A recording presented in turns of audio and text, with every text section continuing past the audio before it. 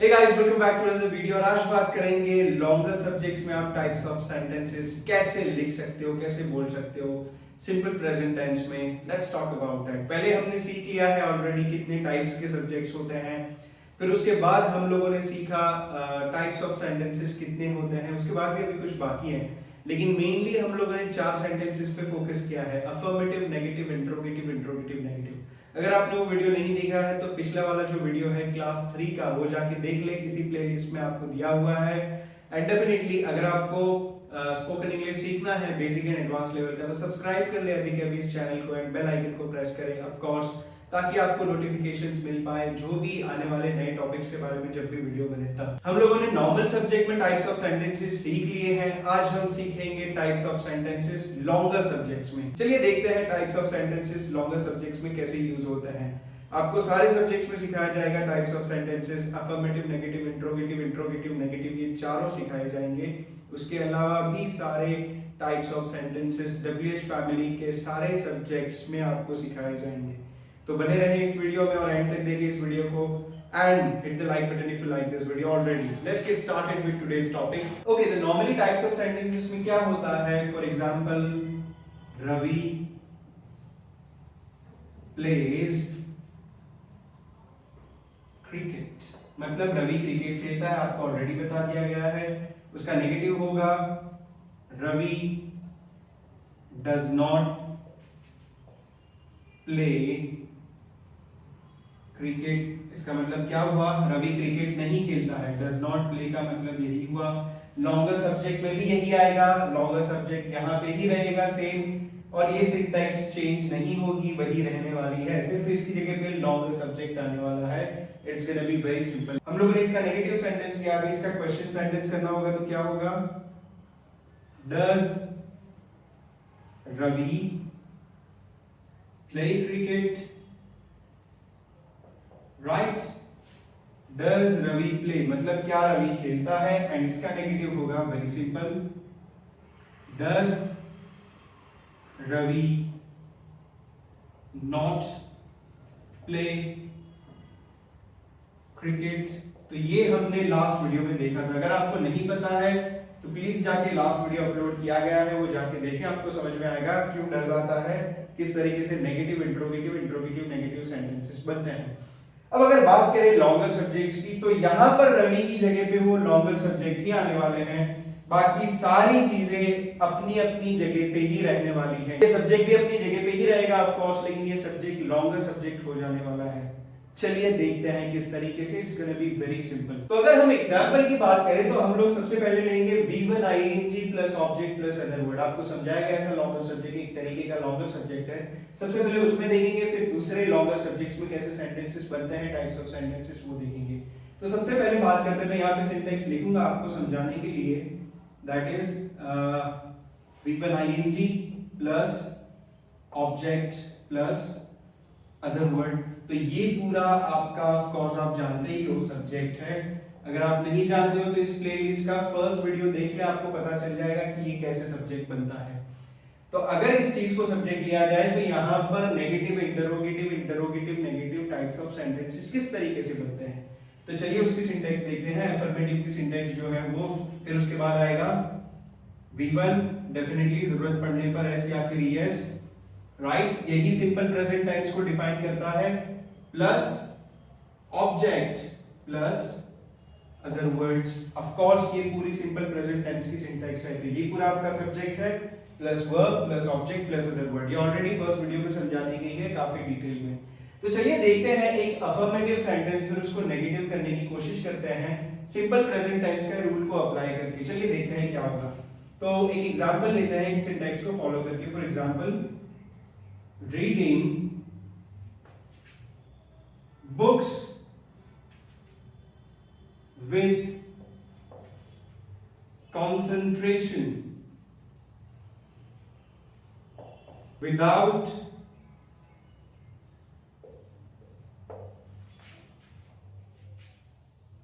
any disturbance। तो हम लोगों ने यहाँ पर एक सब्जेक्ट ले लिया है, इसी सिंटैक्स को फॉलो करके चलिए देखते हैं क्या सिंटैक्स कैसे फॉलो की गई है। V1 हमने यहाँ पर ले लिया रीडिंग, फिर उसके बाद हमने एक ऑब्जेक्ट लिया बुक्स, फिर उसके बाद अदर वर्ड लिया है हमने। हम यहाँ पर अदर वर्ड एक से ज्यादा ऑफ कोर्स ले सकते हैं, तो हमने 3-4 अदर वर्ड यहाँ पे लिए हैं, 2 या 3। तो आप जितने भी प्रेपोजिशन कंजक्शन यूज करके यहाँ पर जो भी चीजें लिखोगे वो सारी चीजें अदर वर्ड में कंसीडर की जाएंगी, और डेफिनेटली वो एक सब्जेक्ट का ही पार्ट है। आपको पहले भी समझा दिया गया है, लेकिन वापस से समझा देते हैं, चलिए कोई बात नहीं है। विद कंसंट्रेशन मतलब कंसंट्रेशन के साथ में, विदाउट एनी डिस्टरबेंस किसी भी डिस्टरबेंस के बगैर, कंसंट्रेशन के साथ में बुक्स को रीड करना, बुक्स को रीड करने का कर्म, इसे क्या कहेंगे हम लोग? ये एक कर्म है, एंड डेफिनेटली ये कर्म ही आपका सब्जेक्ट है। आपने पहले भी सुना होगा, हमारे अच्छे कर्म हमको स्वर्ग में ले जाते हैं, हमारे बुरे कर्म हमको हेल में ले जाते हैं, नरक में ले जाते हैं, ये आपने ऑलरेडी सुना है। तो यहाँ पर भी सब्जेक्ट हो गया अपना कर्म। कौन सा कर्म? बुक पढ़ने का कर्म। कैसे? डिस्टरबेंस के बगैर कंसंट्रेशन के साथ में बुक्स को पढ़ने का कर्म। ऑफ कोर्स यहाँ पर अभी ये कर्म कोई एक्टिविटी करेगा, चलिए देखते हैं किस तरीके से। enhances your knowledge, enhances your knowledge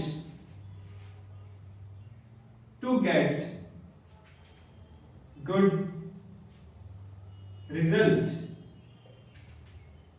in your exam. तो हम लोगों ने अब इस सिंटैक्स को फॉलो किया है। तो यहां तक जो आप ब्लैक में देख रहे हो वो हमारा सब्जेक्ट है, उसके बाद में जितनी भी चीजें आप देख रहे हो वो यहां से शुरू हो रहा है, मतलब ये जो चीज है यहां तक आपका सब्जेक्ट है ऑफ कोर्स। फिर ये क्या आ गया? enhances। enhances हमारा वर्ब है ये। अब क्यों हम लोगों ने enhances लिखा? क्योंकि ये एक जेरिंग फ्रेज है, यहां पर एक्टिविटी सिर्फ एक ही है और वो है रीडिंग। अगर एक्टिविटी एक ही होती है, उसके साथ में जितने भी चाहे ऑब्जेक्ट्स दिए हो या फिर अदर वर्ड्स दिए हो, तो डेफिनेटली सब्जेक्ट सिंगुलर में ही कंसीडर किया जाएगा। For example reading, playing, running, fasting, ये सारी एक्टिविटीज एक ही सब्जेक्ट में कंसीडर की जाएंगी, इसलिए हम लोगों ने यहां पर enhances लिखा है। enhances मतलब बढ़ाता है या फिर अच्छा करता है या फिर इंप्रूव करता है। क्या इंप्रूव करता है? ये कर्म। तो ऑफ कोर्स हमने यहां से ये चीज ली, यहां से पूरी सिंटैक्स को फॉलो किया है, फिर ये आ गया आपका ऑब्जेक्ट, एंड ऑफ कोर्स यहां से आपके स्टार्ट हो रहे हैं other words to get good result in your exam. यहां के अदर वर्ड्स हमने यहां पे लिखे हैं। सो होप यू अंडरस्टूड ये सिंटैक्स किस तरीके से काम करती है। ये ब्लैक में पूरा आपका सब्जेक्ट है और ब्लू में जो भी लिखा है वो यहां से पूरी सिंटैक्स स्टार्ट होती है। ये आपका वर्ब है, ये आपका ऑब्जेक्ट है, एंड ये अदर वर्ड्स हैं पूरे। Hope you understood. इसका मतलब ये हुआ, वापस से मैं बता रहा हूं, बुक्स को रीड करने का कर्म डिस्टरबेंस के बगैर और कंसंट्रेशन के साथ में। वन मोर टाइम, किसी भी तरह के डिस्टरबेंस के बगैर कंसंट्रेशन के साथ में बुक्स पढ़ने का कर्म आपके नॉलेज को अच्छा करता है, बढ़ाता है। आपके नॉलेज को अच्छा करता है, बढ़ाता है, अच्छा रिजल्ट लाने के लिए आपकी एग्जाम में। Hope you understood what is the meaning of this sentence. चलिए अब देखते हैं इसको कैसे नेगेटिव करेंगे। सीरियसली कुछ करने की जरूरत नहीं है। यहाँ पे क्या होगा, आपको बताया गया था कि सब्जेक्ट के बाद में आपको डज ऐड करना है, तो आपको यहाँ पे डज ऐड कर देना है, कुछ नहीं करना है। अगर सिर्फ यहाँ पे रवि होता, रवि एनहांसेस योर नॉलेज, या फिर कह लीजिए teacher, the teacher enhances your knowledge, तो आप क्या करते हैं? अगर उसको आपको नेगेटिव करना होता तो teacher does not enhance your knowledge, मतलब टीचर आपका एनहांस नॉलेज नहीं करता है। जस्ट लाइक दैट, ये पूरे सब्जेक्ट के बाद में जो ब्लैंक यहां तक है उसके बाद में आपको डज नॉट लगा देना है, आपका नेगेटिव सेंटेंस बन गया। Definitely it's very very very easier. तो चलिए देखते हैं इसका नेगेटिव सेंटेंस कैसे बनेगा। तो आपका सब्जेक्ट है reading books width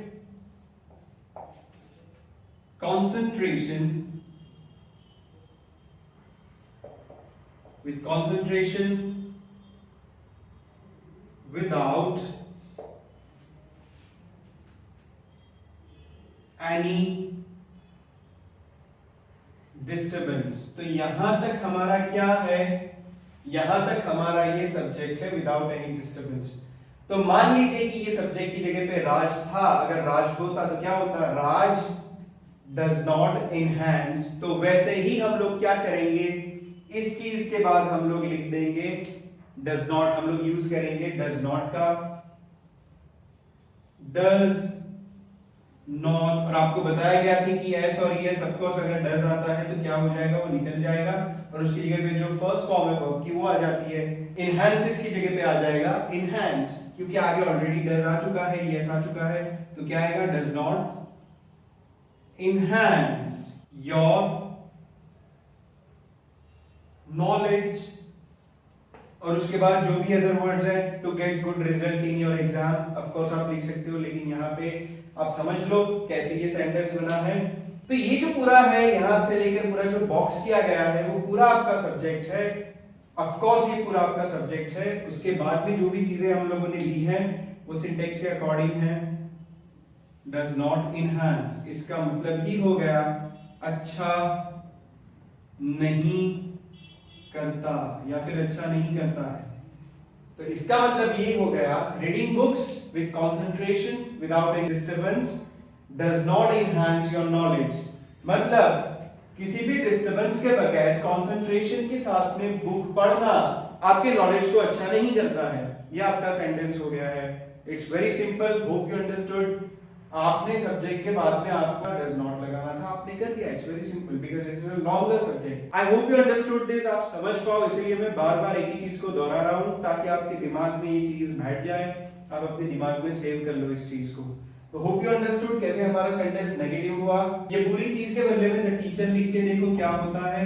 of course it seems quite simple, the teacher does not enhance your knowledge. उसी तरीके से reading books with concentration without any disturbance does not enhance your knowledge. Hope you understood. चलिए देखते हैं अब इसका interrogative sentence कैसे होगा। आप पहले इन चीजों को नोट कर लें, फिर आगे बढ़ते हैं स्क्रीन को पॉज करके। चलिए तो अब इंटरोगेटिव सेंटेंस देखते हैं। हमने देखा affirmative sentence, reading books with concentration without any disturbance enhances your knowledge. ये कर्म आपके नॉलेज को एनहांस करता है। उसका नेगेटिव भी देखा, reading books with concentration without any disturbance does not enhance your knowledge, आपके नॉलेज को एनहांस नहीं करता है। सिर्फ सेंटेंस समझने के लिए हमने ग्रामेटिकली देख लिया है ऑफ कोर्स। चलिए अब देखते हैं इंटरोगेटिव सेंटेंस, मतलब कि आपका क्वेश्चन सेंटेंस इसमें कैसे बनेगा। तो आपको कुछ करने की जरूरत नहीं है। Does, then subject, does reading books with concentration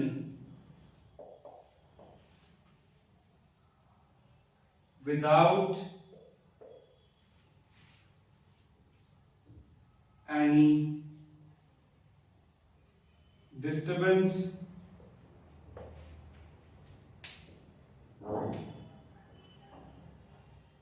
enhance your knowledge. तो हम लोगों ने यहां पर कुछ नहीं किया है, सिर्फ डज को आगे ले लिया है।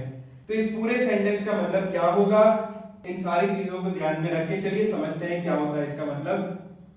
क्या किसी भी प्रकार के डिस्टरबेंस के बगैर ध्यान से बुक्स पढ़ने का कर्म अच्छा करता है या फिर बढ़ाता है किसको, आपके नॉलेज को। तो ये जो हमने यहाँ पे कवर किया है पूरा, इसका मतलब ये होता है क्या किसी भी प्रकार के डिस्टरबेंस के बगैर ध्यान के साथ बुक्स पढ़ने का कर्म आपके नॉलेज को बढ़ाता है। पॉज करके स्क्रीन को नोट डाउन कर ले। चलिए देखते हैं अभी आगे का सेंटेंस जो है वो क्या है। तो हम लोग क्या करेंगे, ऑफ कोर्स इसी सेंटेंस का नेगेटिव करेंगे। तो क्या करेंगे, डज प्लस सब्जेक्ट, उसके बाद में हम लोगों को नॉट लगा देना है। तो नॉट यहीं पे आएगा। Of course it's very simple, आपको लास्ट वीडियो में बताया गया था, अगर आपको नहीं पता है तो जाके देख लें। तो it's gonna be very simple. Let's talk about this interrogative negative. आपका क्या होगा, does reading books with concentration without any disturbance without any disturbance. अभी क्या करेंगे हम लोग, दो के बाद में नॉट, डज एंड फिर सब्जेक्ट के बाद में नॉट, ये ब्लैंक में पूरा हमारा सब्जेक्ट है तो डेफिनेटली हम लोग नॉट लिखेंगे। नॉट इनहैंस, क्योंकि आगे डज आ गया है तो इनहैंसेस नहीं लिखेंगे ऑफ कोर्स। योर नॉलेज, पूरा सब्जेक्ट हमने ब्लैंक में जो है वो लिया, उसके बाद में डेफिनेटली हम लोगों ने नॉट लगा दिया। तो इसका मतलब होता है क्या किसी भी डिस्टरबेंस के बगैर कंसंट्रेशन के साथ में बुक्स पढ़ने का कर्म आपके नॉलेज को नहीं बढ़ाता है, इसका मतलब ये हो गया। Is it very simple? Yes, it's very simple. कुछ नहीं करना है, हम लोगों ने जो सब्जेक्ट लिया था, जो सिंटेक्स थी V1ING plus object plus other words, उसके बाद में हम लोगों को नॉट लगा देना है, उसी को हम लोगों को सब्जेक्ट कंसीडर करना है and negative interrogative and interrogative negative types of sentences के रूल्स को फॉलो करना है, कुछ करना नहीं है। तो ये जो ब्लैक में जो लिखा हुआ है उसके जगह पे आप सिंपली टीचर भी ले सकते हैं। For example, does the teacher not enhance your knowledge, मतलब क्या टीचर आपके नॉलेज को नहीं बढ़ाता है। It's very very very simple, hope you understood. यहाँ पर टीचर की जगह पे, किसी इंसान की जगह पे ये जो कर्म है वही काम करता है, आपको फर्स्ट वीडियो में समझाया गया था। तो ये थे types of sentences simple present tense में लॉन्गर सब्जेक्ट को यूज करके। अभी तो एक ही लॉन्गर सब्जेक्ट यूज हुआ है, डेफिनेटली हम लोगों ने डज ही देखा है, सिंगुलर सब्जेक्ट ही देखा है। लॉन्गर सब्जेक्ट में भी प्लूरल होते हैं, वो आपको नेक्स्ट वीडियो में बताया जाएगा कि कैसे प्लूरल वाले लॉन्गर सब्जेक्ट्स में आपको टाइप्स ऑफ सेंटेंसेस बनाने हैं। It's gonna be very simple. I hope you understood this video. Thank you so much for watching this video. Subscribe करें इस चैनल को अगर आपको और भी टेंसेस के या फिर स्पोकन इंग्लिश के वीडियोस देखने हैं, क्योंकि यहाँ पर basic and advance level of spoken English आपको सिखाया जाता है ताकि आप अपने इंग्लिश को नेक्स्ट लेवल पे ले जाओ। And of course as always मैं आपको एक चीज बताना चाहूंगा कि सिर्फ इन चीजों को सीख लेने से कुछ नहीं होगा। अगर आप उनको अपनी रियल लाइफ में इंप्लीमेंट करने की कोशिश नहीं करते हो, अगर आप उन चीजों को अपनी रियल लाइफ में बोलने की कोशिश नहीं करते हो, तो ऑफ कोर्स ये सारी चीजें आपको आएंगी तो सही ऑफ कोर्स, लेकिन आप बोल नहीं पाओगे। तो आपको करना ये है कि एज मच एज पॉसिबल अपनी लाइफ में इन सारे सेंटेंसेस को बोलने की कोशिश करें। कैसे बोलोगे आपको पहले भी बता दिया गया है।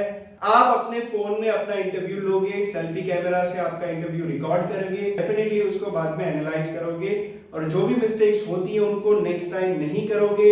इस डिटर्मिनेशन के साथ में अगर आप हर रोज प्रैक्टिस करोगे 1 से 2 घंटे तक, ऑफ कोर्स 2 से 3 महीनों में आपका इंग्लिश काफी बढ़िया होने वाला है।